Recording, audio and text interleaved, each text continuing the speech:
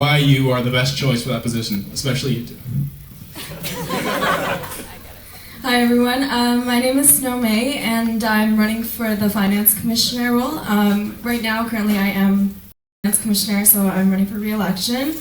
I am in my third year in Rotman Commerce, specializing in accounting, and right now I also have experience from being doing a PUI, and I'm doing an accounting internship through that. So I hope that from everything I've learned from being the Finance Commissioner and being in an accounting internship, I hope to take all that knowledge and improve what I've done this year. Some of the stuff I did this year was just following the policy, auditing the clubs and ancillaries.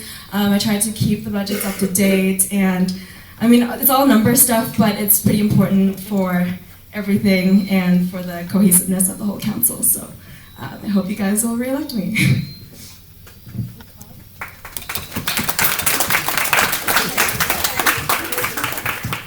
Hi, I'm Damon.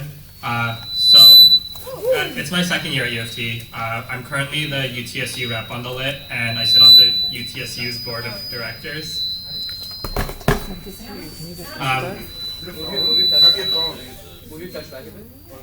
Oh yeah, it was the phone. Sorry. So I currently sit on the lit because I sit on the UTSU. So I've never actually run in a lit election, and I'll get to why this is important later on during the actual debate. But so I did spend a year on the lit, and during that year, one thing that was really important to me was making the lit more accountable to student concerns and fixing a lot of the policies and the bylaws that make the lit kind of not run as efficiently as it could and not as accountable to students as it could be. So what I want to do this year moving forward is I want to rework the Student Initiatives Fund so that students, like all of you, have access to a fund where you can apply and you'll get money to run any event or initiative that you want. If you want to run, let's say you have this big event that you want to run but you're not part of a club and you have no money to run it, you can apply. I want you to be able to apply straight to the lit and we will give you the money to run it. Or let's say there's a student space in UC and you think that it could really benefit from like a charging station or a coat hanger or something, and that's something we've seen in the CSE this year. For stuff like that, I want you to be able to apply to the lit and get funding. Just give a little bit of the lit's money back to the lit members. So I also want to rework the way the lit approaches equity and accessibility and how that ties into a lot of our events and a lot of the places we run our events in. And I think that because of the referendum coming up and because of all the revitalization projects running around campus right now, it is an absolutely important year for accessibility to be at the very forefront of almost all of the lit's decisions. So I'm going to talk about all of this more during the debate, but thank you.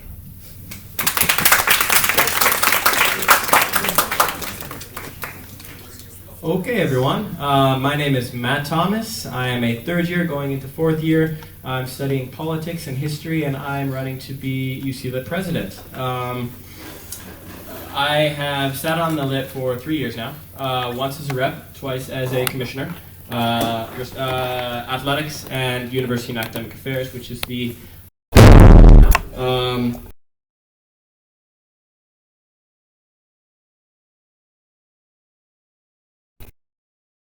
for students and society members like yourselves to hold, give you more responsibilities. But right now, currently the lit does not advertise their council meetings. We have a few feedback mechanisms to hold our council members and our reps accountable, and I believe that if we want to function more efficiently as a democracy and more openly as Canada's oldest student democracy, then this needs to change. I plan on doing this and more through democratic reform, through continued mental health advocacy, through commuter incentives to come to events, and advertising all positions and making them more accessible to society members like yourself, so that you know about them, so that you're able to apply for them, so that you're able to get involved with your student government. Basically, UC is ready for change, and so am I. And I'll be going into each of these points more deeply throughout the debate. But thank you.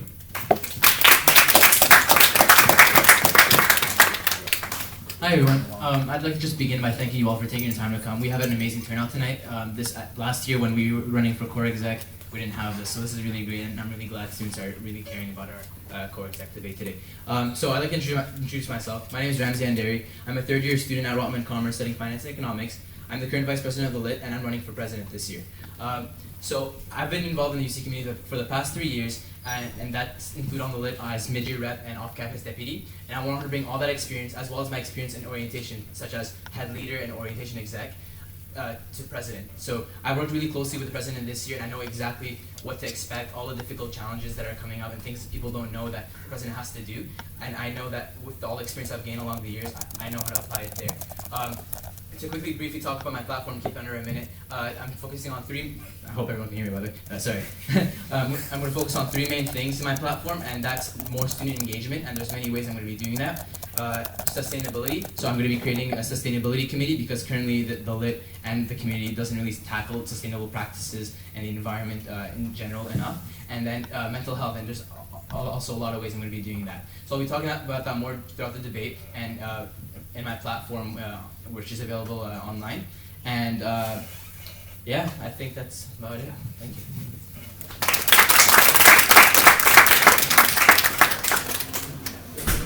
All right, this is a question for the candidates for president and vice president. Since an integral part of being president or vice president is working as a team, can you describe one time when you had problems working as part of a team, how you rectified that problem, and how you'd approach these situations in the future? If you go this way, like so, like go back and forth. So I can start and then go that way, just to be fair, go back. Yeah. If that's okay with you guys. That's fine. Yeah. Okay.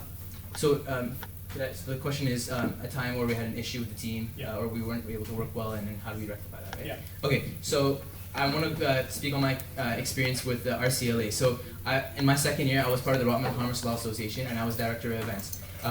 Me and my co-director of events, we had to lead a small committee of events committee where we had to plan 5 big events throughout the year.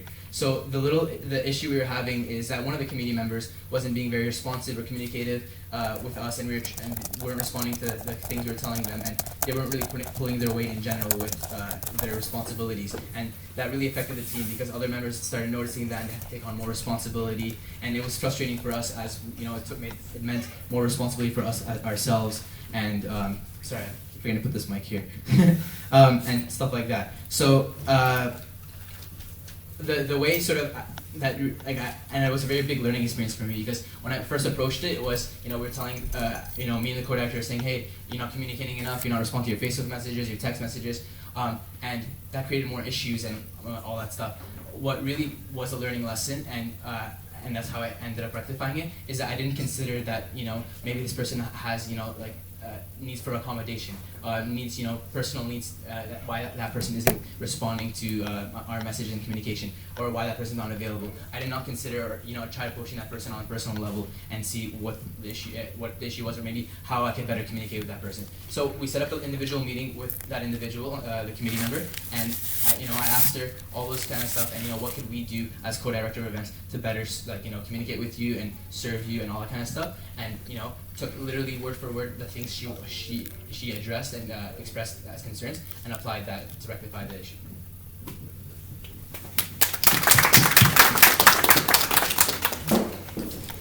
All right, so with this question, I'm going to take a little bit of a different approach. In my answer, the person who wasn't working well in the team wasn't someone else, it was me. And this example was, I'm sure most of you are familiar with the mental health zine that was published. The Mental Wellness Handbook is what it's titled. I was kind of spearheading that handbook, and when it came out, when we had finally had it published, there were some concerns that the larger mental wellness initiative at UC didn't have an opportunity to read through it and didn't have an opportunity to approve it.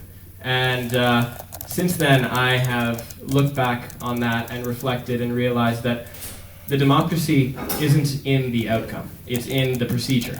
It's in how something's done.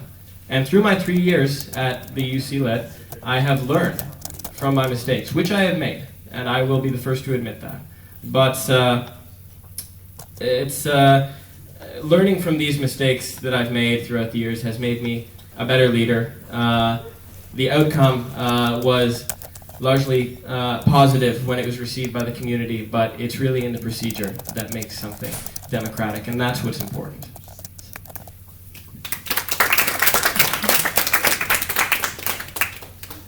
Okay, so anyone who's ever worked with the UTSU knows how opinionated everyone is. Everyone goes in with their own pre-held beliefs. Everyone goes in with a lot of political background. Everyone goes in very strongly pro one side, anti one side. And it's tough. It can be really tough working in an environment like that.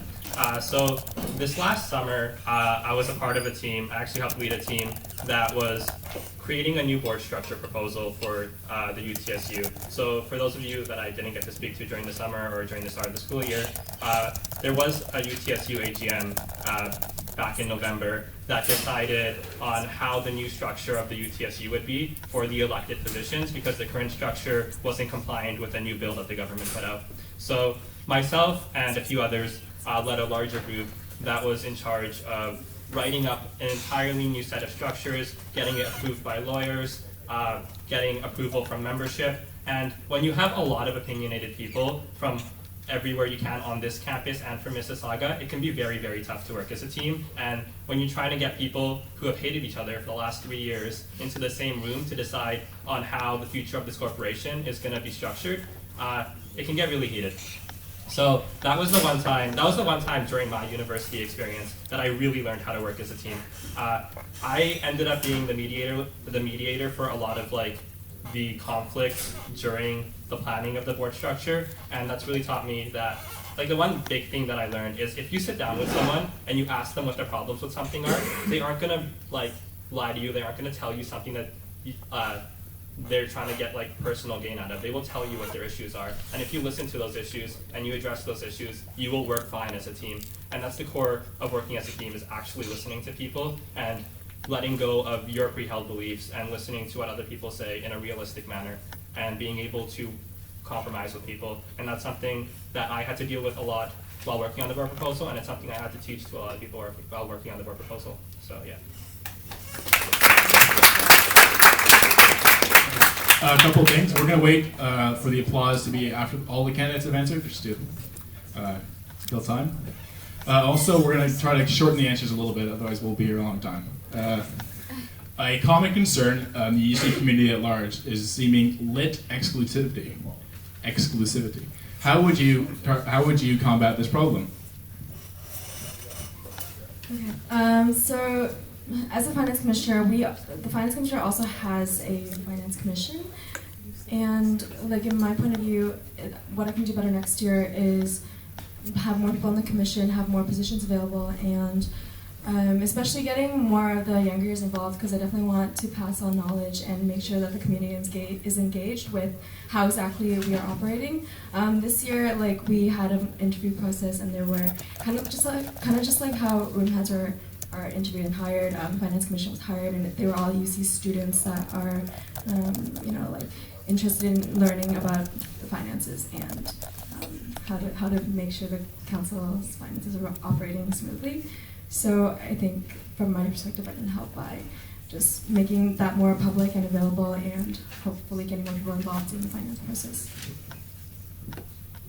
Okay, so I'm sorry if this answer is going to be a bit long, but this is something that's really, really close to me. So as I said during my introduction, I've never run in a lit election before. I was appointed to the lit after winning a UTSU election. And I think one of the reasons the lit is so exclusive is because during the lit elections, there's if you talk to students who've never been on the lit, there's this idea of, oh, I can't run because I've never been on the lit before, or I can't run because I don't know the lit. And that's really something that needs to be tackled. If we want to make the lit inclusive of all students, and we want to make the LIT's events inclusive of all students, and the LIT's initiatives inclusive of all students, we have to make the democratic process to get on the LIT actually inclusive of all students. So this idea that, the fact that I'm the only person up here for president is very saddening to me, and it's not a problem with the membership, it's a problem with the way that the LIT has traditionally structured elections and traditionally held this idea of oh, you can't be like the vice president unless you fulfill this role, and this idea that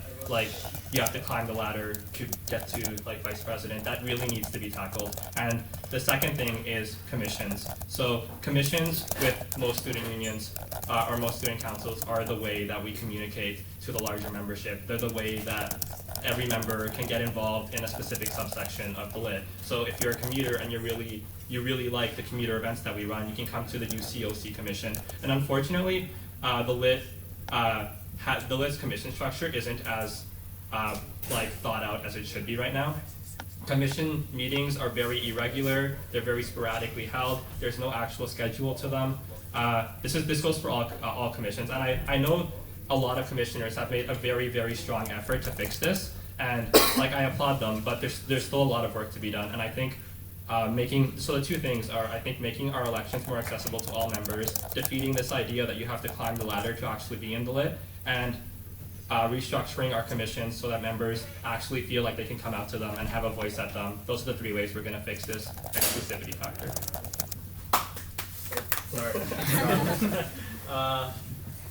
My answer won't be quite as long, but it'll be just as impassioned. This is something that is a big part of my campaign. What a big part of the problem is that when you're working with this group of people for a year, of course you're going to become friends, and we can't very well say, all right, you're working together, but you can't be friends. Instead, the approach that we should take is be open to everyone. Tear down these barriers to accessibility that are keeping people from getting involved with the lit.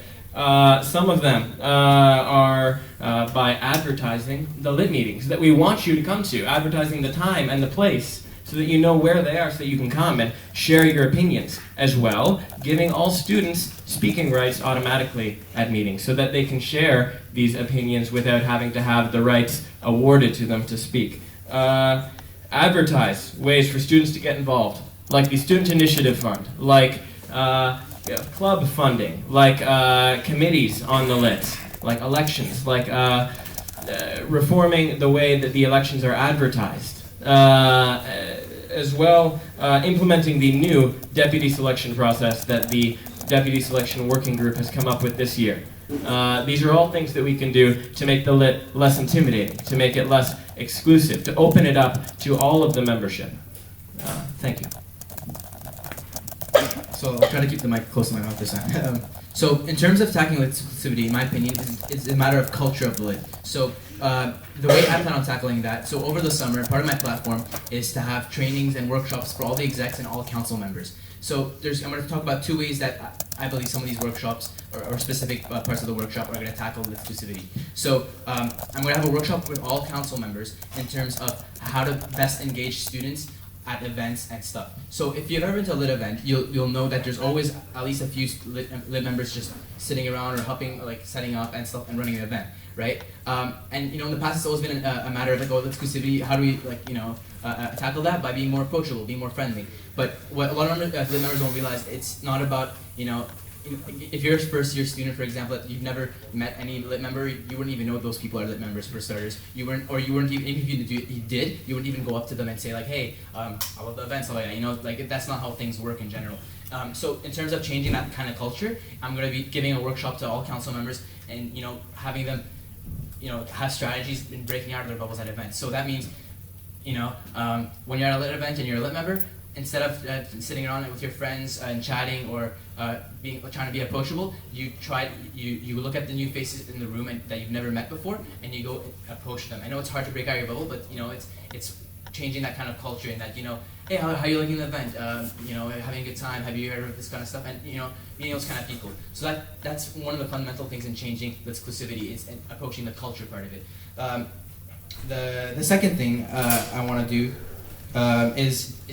is to work with every exec and commission individually in how to best engage students in different ways. So every commission is different in the way it appeals to students. So for example, LCA and services, it's usually very easy to get students to come out to those commissions and to get involved in that kind of stuff.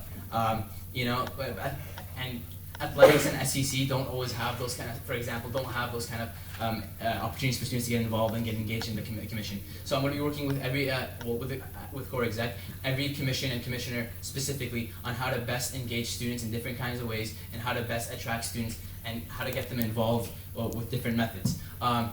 Finally, one kind of thing I forgot to mention about the whole culture thing. A few years ago, a president named Nishi had this great idea where she set goals for the council members on, you're at a lit event, your goal is to meet 3 new faces. I'm going to bring that back as part of that whole culture thing. It's very important. Like if you want to be less exclusive, it's about students getting to know the lit and feeling comfortable talking to them. And the only way to do that is to meet those new faces and actually feel want to take the first step in meeting them. So bringing back that 3 new faces goal, I think is very important as well.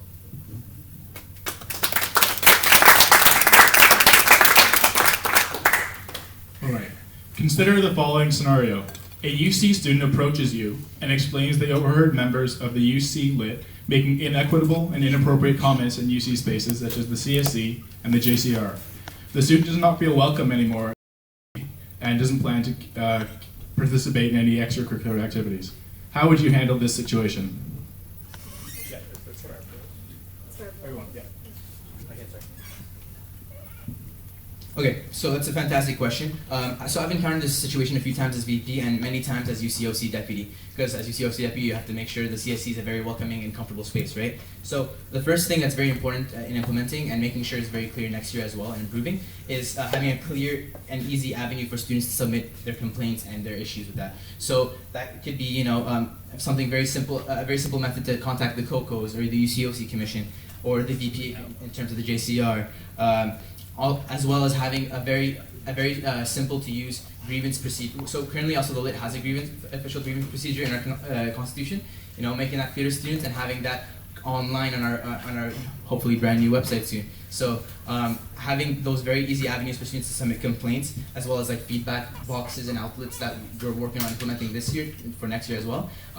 That's the first key thing. The second thing then, if this situation were to come up, there's two possibilities. Either when that student submits the complaint, they specifically say, oh, that other student is the one who said those very uncomfortable comments, or they say, there were uncomfortable comments in the room and I don't feel comfortable coming back. So those have 2 different approaches. If it's the one individual specified, then it's about setting up an individual meeting with that person, but very friendly, and explaining to them, putting them in the shoes of the one who felt uncomfortable as to why it isn't right. Most students, if you explain to them really well, and why that makes the other student feel uncomfortable, they'll usually understand with some friendly talking and putting them in the shoes like that. But if it's in general a comment about the space, then it's about having stuff like having, for example, let's say if it's the CSC, it's about maybe UCOC or COCOs talking to the general space, here we received a complaint about this, and explaining them the same way that putting them in their shoes that's not this is how it makes people feel uncomfortable by saying these comments, or also maybe putting posters and notices that online and in person, okay, this has come up and this isn't right in certain ways, and as well as hosting maybe some info sessions every once in a while as to how to make sure our spaces are always felt inclusive and comfortable in that sense. So yeah, sorry, that was a little long, but.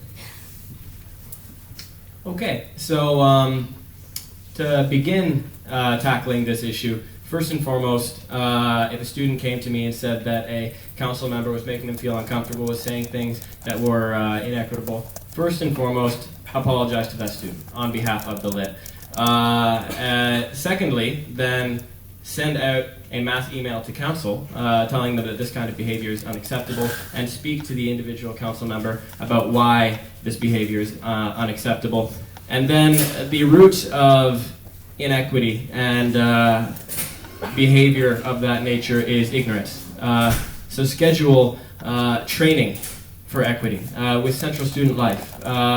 Teach them why you can't speak like this, especially in public spaces, especially when you're representing the LIT, who is supposed to represent the student body. And then again, as along the lines of feedback, as Ramsey was saying, I too hope to go further to implement physical feedback boxes outside of the CSC, outside of FUNG, outside of the JCR, outside of Resnikov's for students to submit their grievances and to submit their suggestions for what they want the lit to be, what they want the lit to do. As well, expand on the feedback channels that we do have online, on Facebook, on the website, which will soon be up.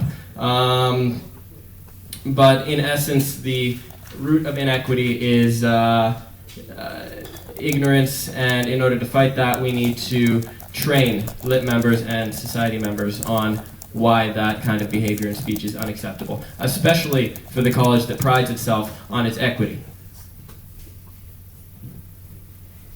Hi, so I think the process for handling it is very different from kind of the way the lit needs to start tackling issues like this.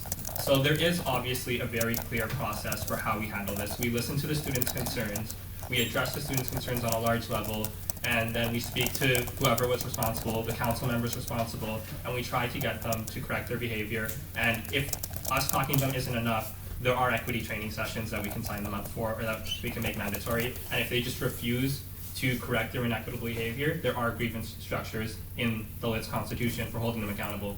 But apart from that, apart from like this guideline for how to handle situations like this, I think the one the one reason with the lit that we get complaints like this is because although our college prides itself on equity, it's become kind of a reputation that people don't uphold anymore. We are striding on our reputation of being equitable, but not acting on it as much as we should be. We're not being the trendsetters as we should be. And one big concern that I have is equity is often seen as kind of like a checklist for an event or a checklist for an initiative, where if you do X, Y, and Z, oh, your event's equitable and now you're fine. Like, that's not how equity works, and it's not how equity should be applied to the lit. It needs to be a lens through which we see every interaction and through which we see every event and every initiative and every council meeting and every space that we have. It cannot be a checklist the way it's being done right now. It needs to be a lens through which we see everything that we do and everything that the representatives for our council do and everything that our students do. And that's the way we need to start tackling equity, and it's going to require a very large shift in how council behaves and how council members behave and how we structure our spaces, but it's something that needs to happen. Okay. So I'd hope that when you get to that point where someone has to come up to council members and tell them that happens. But so one thing we could do definitely is have prevention methods in place. Like in the beginning of the year, the council members should go through definitely equity training. And but if I were to hear a complaint like this told to me, I think the procedure that I would go through is speak about this with maybe the core exec and see what's the best way of tackling it, what we can come to an agreement with. And I personally I would think to handle it more in a not directly targeting that specific person that said those things. I would first try to make a general message to the council about how, like this is not the most equitable thing to do, and probably with the help of the Equity and Outreach Commissioner to how to properly word it and how to properly address this concern. And if the general speech doesn't really seem to be affecting the individual person, then maybe it comes a time when you'd have to sit down with that person and try to tell them it's you who's the one that's causing the problem, and like where you see that the whole purpose of UC is to be equitable and inclusive. So please try to understand that, and I think it's just about communicating the message across to the person.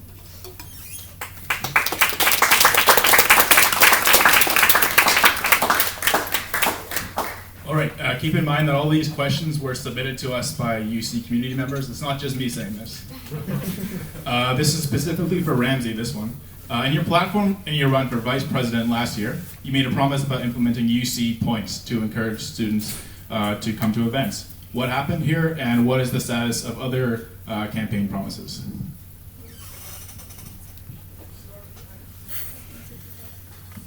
Thank you very much for this question. It's a great one. I'm glad it was asked. Okay, so I'm gonna thank whoever sent it, and I'm gonna acknowledge that yes, this was part of what my platform said as VP last year. So I'm gonna give you guys all the status of that and of the promises I also gave for my platform last year.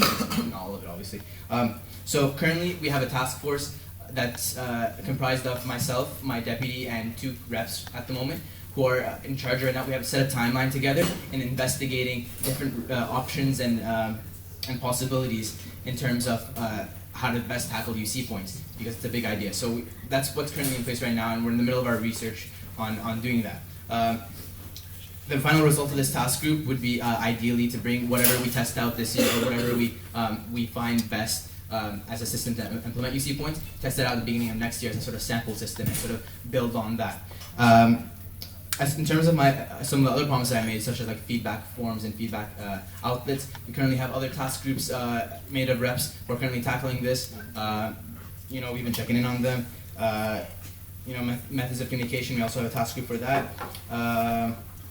But the important thing about this whole UC points thing, and there's a very important lesson I learned as VP. It's big changes such as UC points. They need a lot of time and research in order to best implement them and most effectively and correctly implement them. So that's something I definitely learned as VP, and I know that for any big tasks such as that, you need to take that time and research in order to best do it. Furthermore, as a core exec member, oftentimes you're going to be hit with so many tasks that come up to you throughout the year, things you don't expect, and it's very key and important to be able to prioritize. So throughout this year, we had to do that many times and like reshift our priorities as things came up, and UC points was almost never a priority because it's just something added on compared to everything else that was very necessary to bring to the community or to the lit. I think that's about it, yeah.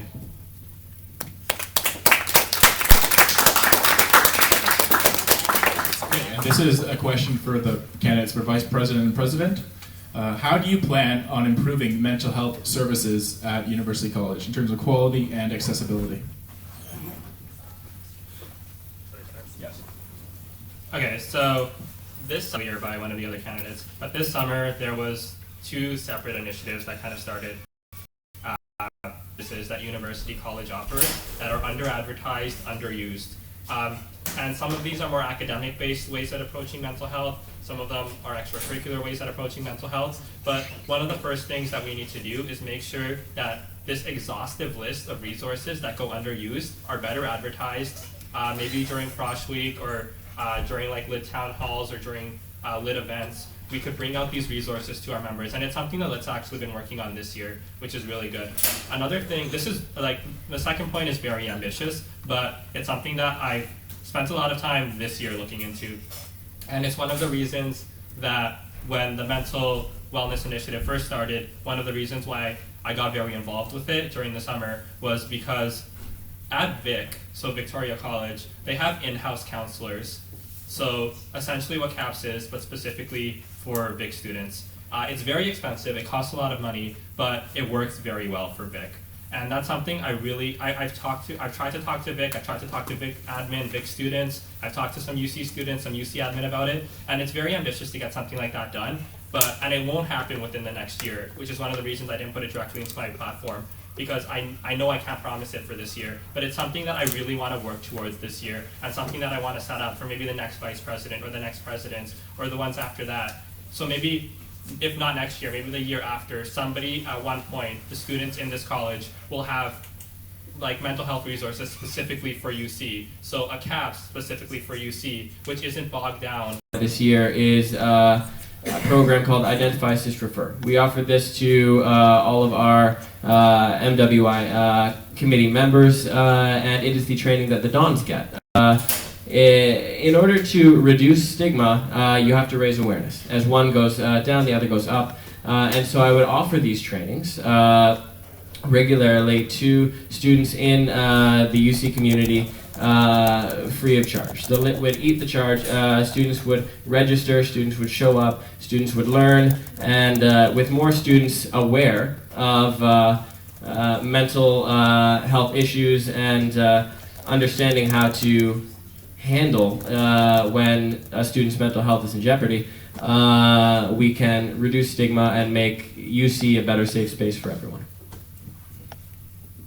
Okay, so I'm just going to touch upon some of my platform points specifically regarding to mental health. So one of the main things I want to do is, so instead of calling it a mental wellness initiative, I'm going to have a mental health committee on the LIT, like that's permanent, because it's a very important topic that's, it's not something that's solved in a year. It's something that we're gonna need for the next who knows how many years, right? Probably forever. So this committee is going to be comprised of mostly students from the broader community. So this year we had the Mental Wellness Initiative, which was a lot of lit members, and we tried to get some broader community students involved. But we want this time, like in this committee, to have more of the broader students, society members in general, getting involved. So the focus of this committee would be on reducing stigma and finding ways to do that. So that maybe through like discussions and events and any kind of ways like that they feel would best tackle stigma reduction. So the focus of this isn't to like change institutional things that we have at U of T or at UC. It's to really tackle like our small community here at 4,500 students here at UC, and how do we best improve that and best improve our stigma here. As well, give up. The committee would also give like avenues and opportunities for students to have a voice when they don't want to take it, right? So a lot of students who have been affected with different stresses and anxieties, they often want some kind of avenue as well to express those kind of things. So the committee would give those opportunities as well as part of their mandate throughout the year, and having those avenues available for students to they choose to do so. Such as, fun fact, did you guys know that our student life coordinator can, if he assesses or he or she assesses that you need to that you're suitable to go see CAPS like ASAP, they can squeeze you in as like, even if they have like all the next few weeks or month booked up, they're able to squeeze you in because they have that kind of ability. So having those kind of UC resources available to students and making them aware of that is what the booklet will be about. So.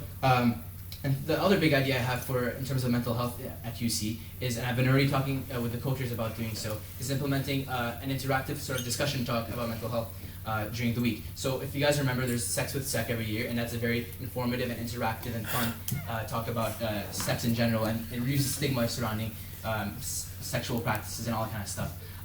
So I want to do the same thing but with mental health. And that would be with the goal to reduce the stigma among the first years straight from the get-go. And since mental health is also very different than talking about sex, it'll be a smaller sort of discussion done within like 2-3 houses at a time, facilitated by someone. Keeps it very interactive and very informative in general, and the leaders would also be able to help that facilitator out.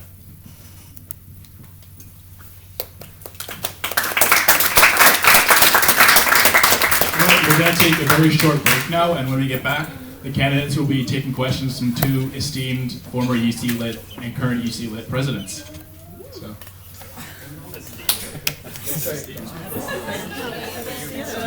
Taking a 2-minute break.